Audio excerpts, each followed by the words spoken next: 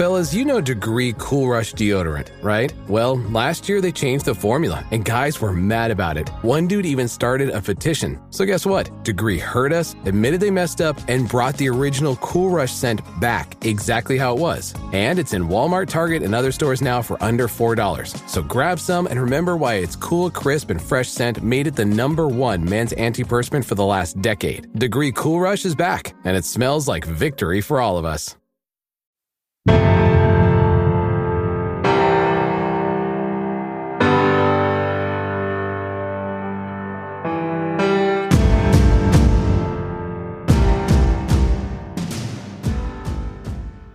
Today's episode is a Q&A from the 2024 C.O.O.L Clinic with Steve Spagnuolo, defensive coordinator of the Kansas City Chiefs.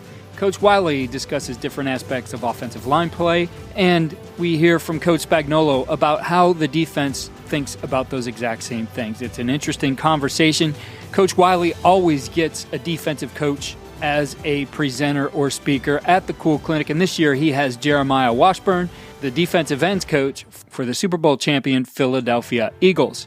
This year's clinic is highlighted by keynote speaker John Harbaugh, head coach of the Baltimore Ravens, FBS champion offensive line coach Justin Fry from Ohio State, now with the Arizona Cardinals, the CFL Grey Cup champion Toronto Argonauts offensive line coach Chris Sweet, and the FCS national champion North Dakota State offensive line coach Dan Larson.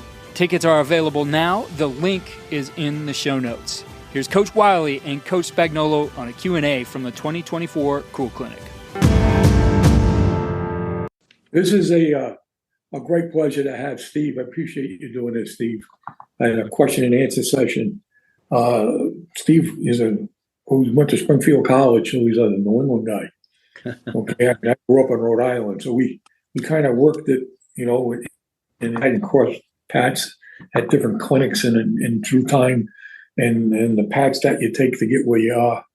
And he coached in Europe twice. He was at Massachusetts as a GA, and he was at Connecticut. And matter of fact, there's not many schools that he hasn't been at, right? And then I think in 1999 or somewhere back there, he got a break with the Eagles, and he took full opportunity of it. Okay, he's a 4-time Super Bowl winner. Okay, he's one of the best defensive, if not the best defensive coordinator, right, in the National Football League. And he's going to have a question and answer period. And Steve, when you're preparing, you're going to play another team, okay, whoever that is, another opponent, okay, every week, okay, and this is an offensive line running. So how do you look, okay, at the front five? Are you looking to pass rush the weakest guy, or you determine who that guy is? How you're figuring that out? Yeah, good question, Bob.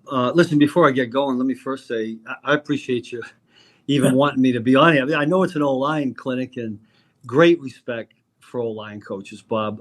Let me just say this: if I'm gonna go across the hallway and talk to an offensive coach to kind of get a feel for what we should do defensively, I always go right into the offensive line coaches room. Here, we're fortunate enough to have Andy Heck, and I've done that along my way through all my football years, Bob, where I've always tried to tie into the O-line coaches because I think they're one of the most knowledgeable group. They can give you insight on what's going on defensively. They're always great fundamentally. And you mentioned that in 1999, I got my opportunity in the NFL. And when I was with the Eagles, Juan Castile, I'd have all kinds of conversations with Juan, late at night about blitzes and protections. And then what's that? Juan was my intern. Yeah. Juan's done a great job. Pat Flaherty was in New York when I went with the Giants. And then later on, I hired Steve Loney when I was the head coach of the Rams. I worked with Mike Solari, who's with Dallas now. When I went back to the Giants the second time, I worked with Mike, and now I'm lucky enough to have Andy Heck here. So before we even get going, I just wanted you to know I get great respect for O-line coaches. I think they're the cream of the crop because I know how hard they work. And the other thing I respect about the O-line group, Bob, and you're part of this, is the unity with O-line coaches. I think it's phenomenal. You don't see that at any other football positions, but the fraternity of O-line coaches and what you do for each other and how you get better all the time, I think. And this is evident by what we're doing right now. All right, now let's go back. Let's go to your question, Coach, that you asked. I would say this. What I learned from Jim Johnson, if the people on the Zoom call here will remember, Jim was the defensive coordinator of Philadelphia Eagles from 99 till he passed like in 09. And he was a legendary legendary defensive coach. And what I learned from him, and I've kind of carried it through, is that the first thing you do look at with an opponent, in my opinion, is the O-line. And more importantly, in with the league where it is right now, in how they pass protect. And it's, there's a lot of layers to it. And the first one is always going to be, can you find a weakness in a player, one of the five? If there is, that's great. Try to get your best player on him. If that's not the case, and in a lot of cases with the teams we go against, it's hard to find a weak link, then it's about trying to attack the protections that you see the most. Now, I would tell you this, that, this is what I've seen in the 25 years I've been in the league, Bob, that, back in 99 when we first got in and Jim was attacking protections and mainly third down, but could be any down. I think O-line coaches maybe had 2 or 3 different protections. You could kind of bank on that. Nowadays, you O-line coaches have made it really, really tough because we see the gamut, right? We see the 5-0 or the scat or just 5 guys, and we see 6, and we see man, and we see zone, and we see 7, and sometimes I pack 8 guys in there. So I think it's a lot more challenging nowadays with all the different variations and protections that the O-line coaches can throw at us. But yeah, it will begin there. In answer to your question, it would be try to find something, a one-on-one personally, and then if that's not there, you got to try to find a way to attack the protection. And we're a big overload team, so we try to find that as much as we can. The next one is in the run game. Okay, in the run game is the zone scheme, and then there's a gap scheme. Or the 2 predominant schemes, whatever. If you're running power counter, or you're running duo, or or you're running the inside or outside zone plays. Okay, which one is tougher? Okay, on the great question.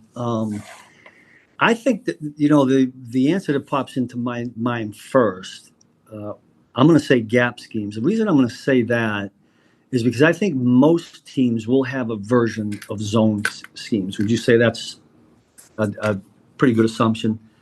I mean, most teams would have that, and we see it from our offense all the time. And I think our guys, defenses across the board, no matter what level, I think high school, college, and the pros, are probably always going to get enough practice and rep at zone schemes. That's just my guess. The gap schemes, because there's all different kinds. I mean, you're pulling one guard, you're pulling a guard and a tackle, you're pulling a guard and a tight end now. I mean, they're all gap schemes, right?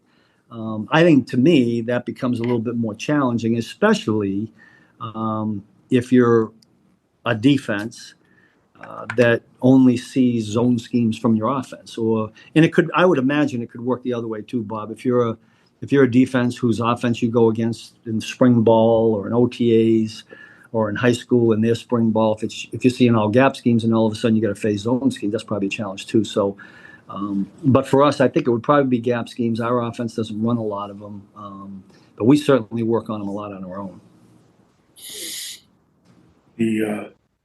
Now, how much do you look at the tendencies and what you're trying to take away? You take away the best plays. Is that you're going to get your computer report and say they do this, that, and the next. Yeah. Okay, how much does that play into it? Well, we use it a lot. I mean, there's a lot out there. We know that. I mean, with analytics today, and probably too much in a lot of ways. And so you got to be careful what you actually pull out, what you use. I'm a big believer in, if you clutter their minds, you're going to tie up their feet. I'm talking about the players. So we try not to feed too much. But I will say this, I mean, you do always have to identify their top run schemes, their top 2-back schemes, their top 1-back schemes, their top gun schemes, run schemes we're talking about, because you only get so many practice reps. And what we're always trying to do is find out, what offenses hang their hat on in the run game, and probably work against that and hope to react against anything that you see differently. I mean, offensive coaches are so smart nowadays that, and I think linemen are so versatile that even though a team for 3 straight weeks may not run, a G play or an OT play, they could put it in 1 week because they see a weakness in what you do. And I think they're pretty good at executing it. I just think teams are so athletic now with their big men that they can ask guys to do that in a week's time. So there's a lot of in-game adjusting too. But in answer to your question, when we start the whole thing during the week, it's the top 5, by formation or by backfield set. Personnel play a big part in this. Personnel changes when you go, hey, they got 2 tight ends, they got 3 tight ends, they got 4 wide receivers, they got, and if you break it down, what can they do, with this formation? What can they do with the next formation? Yeah, you mean you're talking overall, Bob, or run? Yeah, overall. Overall, yeah. You're on the sideline, right? You got your chart that you had during the week, okay? Yeah. And you put that chart together. Well, you put it.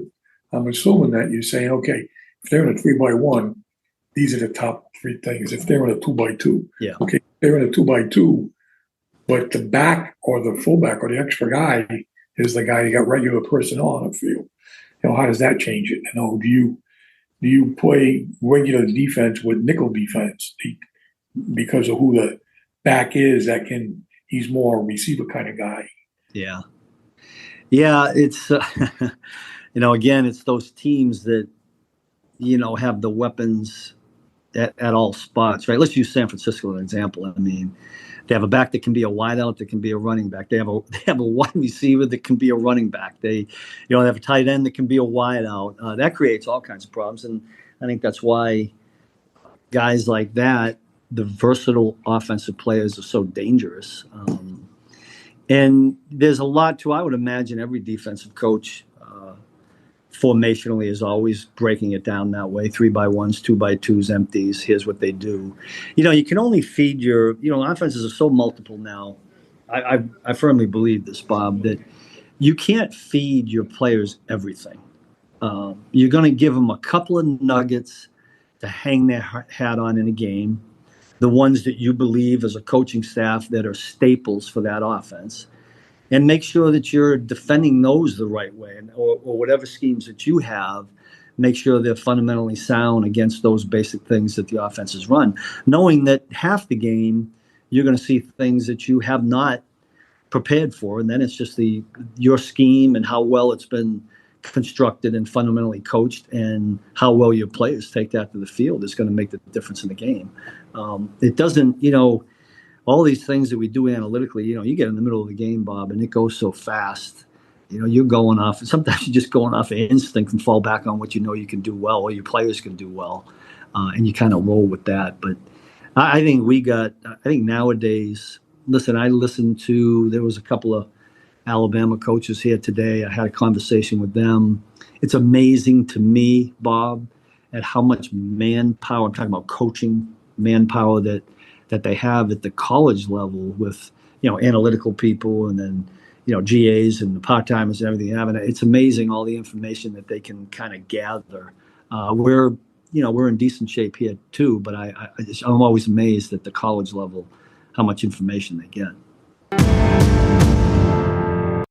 All that information, and we'll listen to you and guys out there.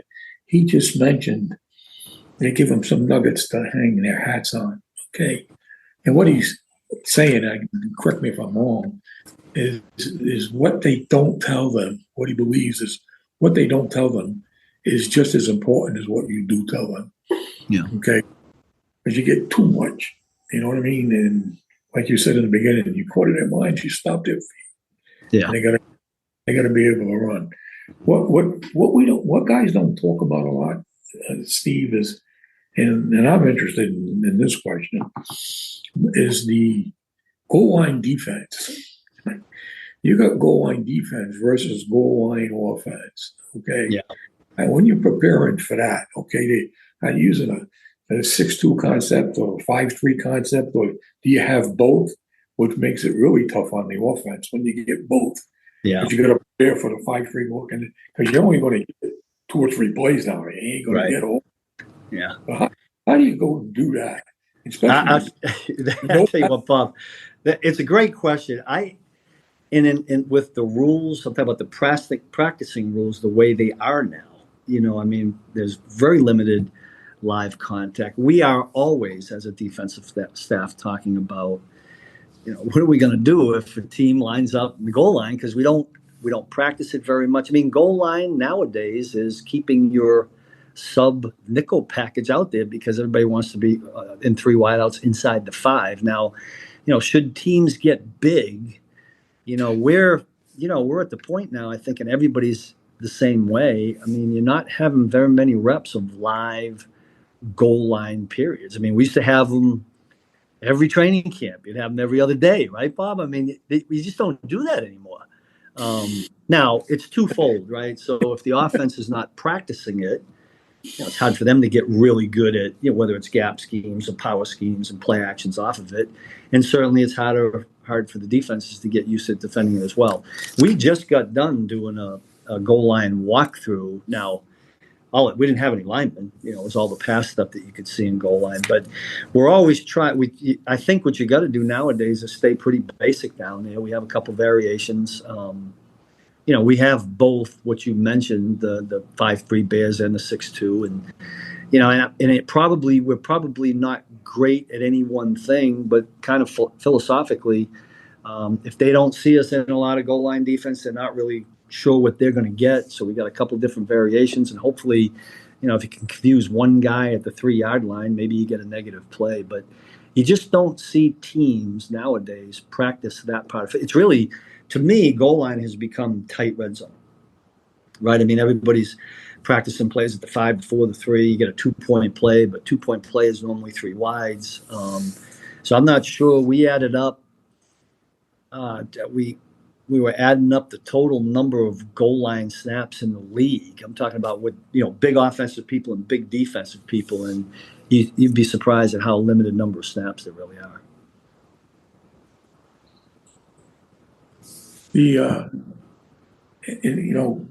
Years ago, we used to put the pads on. You remember this? You should be. And then way back in the 80s, and they put goal line defense in on Friday in scrimmage. Yeah, because you still wore pads on Friday. I mean, right. There's no such thing as pads on Friday now. Or when you say Friday, Bob, you might even be well. I mean, I remember some colleges with a Saturday game having pads on Friday.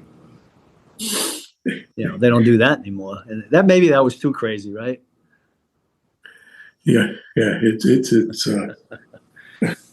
it's really changed. It's like you got pads on once a week.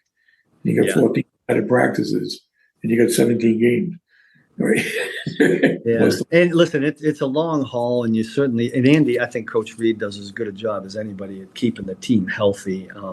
It doesn't matter what level it is. It doesn't matter whether it's the NFL, college, high school. We all want our best players available. So there's a balance in that. I think Andy does it as good as anybody. And I'm sure that across the country and all although we're sitting here in the audience as offensive line coaches, Bob, and I know by nature, O-line coaches, just like defensive coaches, would rather, practice quote unquote real football because that's how we're built. That's how defensive coaches are built. And I believe that's how offensive line coaches are built too. They want to get in there and grapple a little bit and not do all this pajama football, because we know when Sundays or Saturdays roll around, you're going to have to play real football. I think the timing, because of the contact, means a lot. Yeah. I mean, the timing that you get, when you go live in the contact, is different than the timing when you play slap and tickle. Yeah, no question. And now that they're cutting back, the preseason games, we don't have as many. My guess is that in college, I don't know if they still scrimmage, but I would imagine you'd have to do that, the equivalent of our preseason game. Same thing in high school. They have jamborees and scrimmage games, but you need those just to get to get oiled up to play real football. It's hard to go from, playing touch to playing tackle at the speed that these guys do it at now without some build-up time.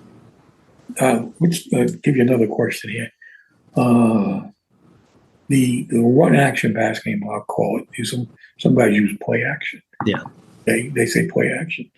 And we broke it down to run action, and then play action is another scheme. Yeah. Right. How do you defense that? Because, they make it look so much like the run, okay, but it's really a pass.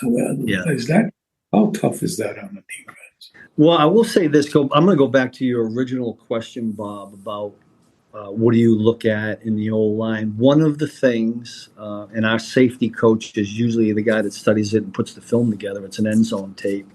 I mean, we try to dissect. Can we see the difference on tape between a run play and a pass play? I mean, every offense is trying to make them look exactly the same. I mean, that's the whole that's the whole emphasis when you run a play action pass, right? Get the defense to think it's a run, and then all of a sudden it's pass play. So we're always looking for indicators there, whether it's the tight end releasing, whether it's an old lineman, high hats real quickly.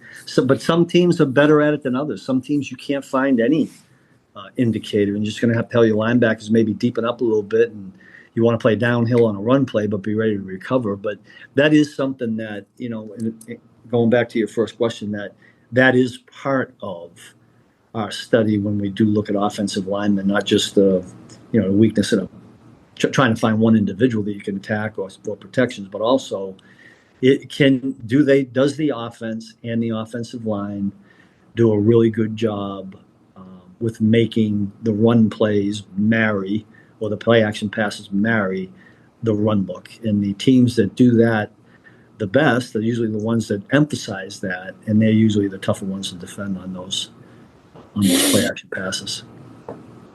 Those play action passes, is it tougher when they run it off the inside run scheme, or is it tougher for the outside run scheme, or is it on you with a gap scheme and they're running a play action pass? Great question. I think they all can be challenging if the look marries the actual run play. I think probably it's tougher on a linebacker with the pulling schemes.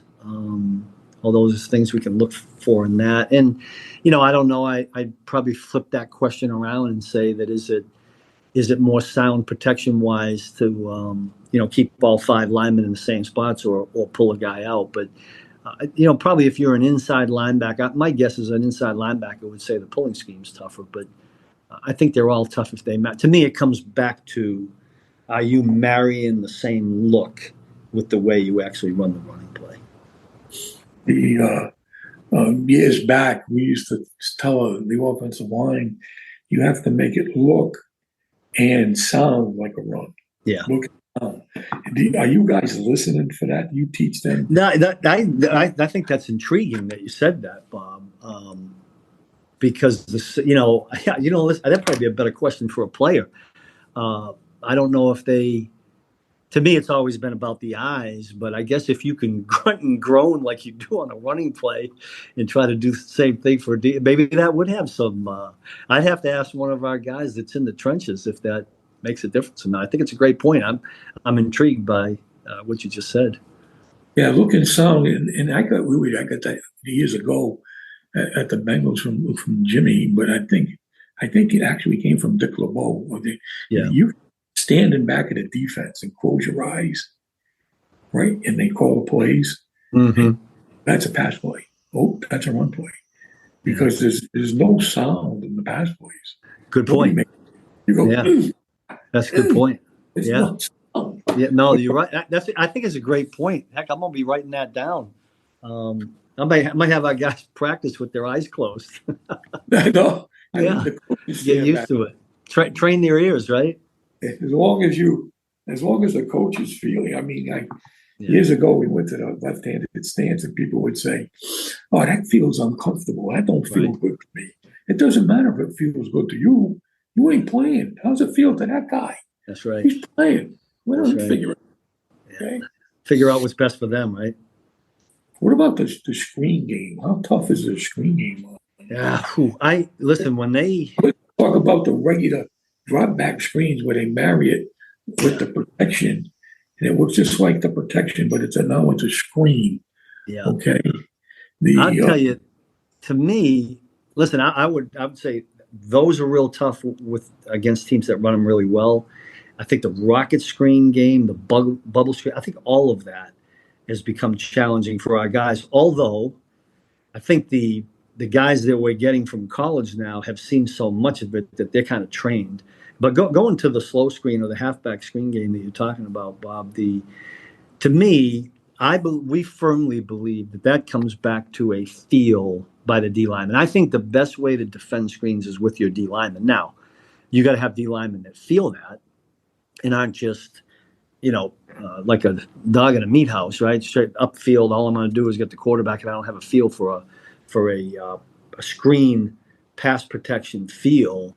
But when we have defended screens well, it's usually because a D lineman sniffs out that a guard's leaving him early and he follows it rather than, chasing the quarterback who's giving ground when they do it really, really well. Now, when you don't have field guys in there for that, then I do think it becomes tough because especially zone teams that are dropping out of there, and now linebackers and safeties and nickels have to recover and make up some grass from their drop.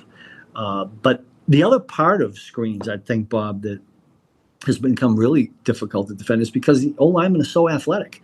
I mean, there was a time and day when you'd run screens and the O-lineman just couldn't get out there in time, or you could out-finesse them in space. And nowadays, these guys that are playing at 320 pounds move around like these guys I'm watching in the NBA games these past couple of weeks. They're just so athletic, and they get out on the perimeter, and trying to out-finesse a big guy is not the same as it used to be. And I think, you could answer this better than me, but I do think a real good screen game is all about timing, and to get that timing, you got to practice them. So the teams that put the time into it, I'm talking about the offensive teams that put the time into running screens, running them well, I think can be really, really tough to defend for those reasons that I just mentioned. And we were always talking to our defensive linemen, that has to be a down and distance awareness thing. Who's the back in the backfield? All those things got to factor in. But a D lineman has to be aware of that and recognize it to defend those halfback slow screens the best, in my opinion. There's really an art, Steve. Yeah. We teach it to them of how hard the harder you hit them, the more you stick, the more they stick. Okay, that was the term we used. Yeah. How do I hit the defensive lineman, the more he sticks to me. Okay. Yeah. Right. And so is an art about how hard do I have to hit him on the screen where he still thinks I'm hitting him. Not leaving. Yeah. Right. But I need to keep him coming up the field. And there's an art to try to do that with those guys because they're really good at feeling, hey, this is not real. I'm leaving. I'm going to go with the back. Right. So I always thought that teaching that against the defensive line was a tough thing to do. Yeah, and I think that you bring up a great point, Bob. And I think D-line coaches, and I know you're getting ready to talk to Joe, and he's one of the best. But you have to spend time, coaching your D linemen on that to respond to exactly what you're talking about with the offensive lineman. Because otherwise, I think screens can be a backbreaker, especially on a 3rd and long. You talk about a 3rd and 12 or something, and they pick it up with a screen. That's a backbreaker defensively. We used to just use a straight drop back, 4 down on the line, and backs take the outside eyes and so on and so forth. Now teams are getting into sliding the line one way. Yeah, they're going to screen to the other side, even though the center is going left. He's going to come back right. Okay, how is that on you? That because you're reading. Where's the center going? Where's the center going? Yeah, the guys want to know where the center's going, right? Yeah, usually the center, what used to be an indicator with a lot of halfback screens, not so much that now. To me, what's amazing is when you get the whole line going one way screen, and that the I'll call it the backside tackle kind of steps, and then all of a sudden he's wheeling back in some of those, right? And it's just amazing to me how fast those offensive tackles are. they let the end go right across his face or behind him, and then they're out there blocking a nickel, a linebacker, or somebody on the edge. And when a team has, that kind of athleticism at offensive tackle, I think it really opens up, in a wideout that can catch the ball and go with it. I think that opens up a lot of holes defensively. Let's talk a couple of seconds here. Sure. About the draw game. When it's a draw, okay? And did he freeze? What happened? Can you hear me?